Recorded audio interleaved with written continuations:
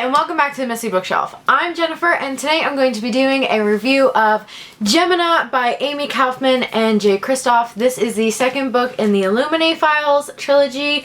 I believe it's a trilogy. I've been hearing that it's a trilogy. It seems like it's a trilogy. This is the second book. The first book is Illuminae. I will put the cover here because I'm too lazy to actually get up off this chair and get it because it's all the way up there. But I received an ARC of this from work with Indigo Books and Music, as well as Penguin Random House. This was so fantastic. It came out back in October and I read it after it came out because, well, I started it technically before it came out and then got my hands on a finished copy so I could get all the artwork because for the most part, things that are supposed to have artwork kind of looks like this. So this is kind of like a sneak peek of the book, but not much because it's not finished. This is not a finished copy.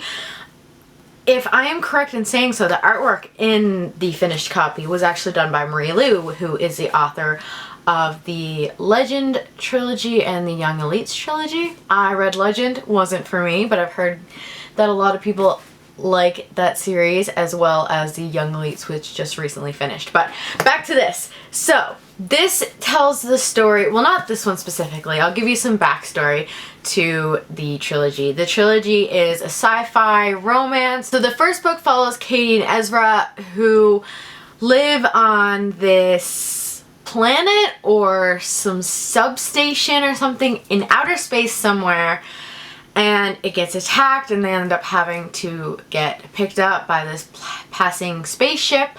So this book is based on, according to the authors, this starts off about 5 minutes after we finish off with Illuminae. But it doesn't follow Katie and Ezra. This book follows Hannah and Nick specifically. But then there's the love triangle of Jackson. So this was such a fantastic continuation, and I don't really want to give too much away. If you haven't read the first one, go check that one out before watching this. But definitely check it out. I also have a review of the first one, so if you want to check that one out, I will link it down below. But this one was really well written. It was very fast paced, just like the first one. It's a bit of a hunker, so it's kind of intimidating, but the format that it's told in is just very fast paced and adventurous, and the arc was great and I loved having the arc, but reading the finished copy was so much more enjoyable because I got more out of it.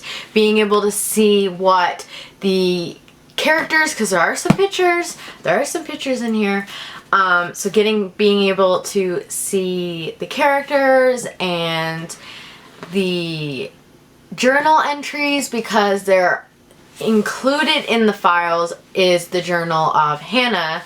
So this is like her personal doodles and her personal belongings and her thoughts and feelings and stuff like that, and that was really interesting because the first one had a journal, but it was an electronic journal. This one is actually just scans. What I showed you earlier was technically her journal, and if you noticed, there was a big stain in the corner. That's important to the story. I guess that's it that I can really tell you without really spoiling anything, which I don't want to do at all. If you haven't already checked this out yet, do check out this series. It is so fantastic. I'm so excited for the next chapter of this story because I have a feeling the two books are going to mesh and our characters are finally going to meet, because Katie and Ezra do appear in this book sometimes. So I think we'll be getting more of the whole group as a whole in the next and final book and finally figure out what's going on. Let me know down below if you've read Gemina already or if you're planning on reading Gemina. If you like this video, please hit that thumbs up, and if you want to see more, subscribe. I will see you next week. Bye!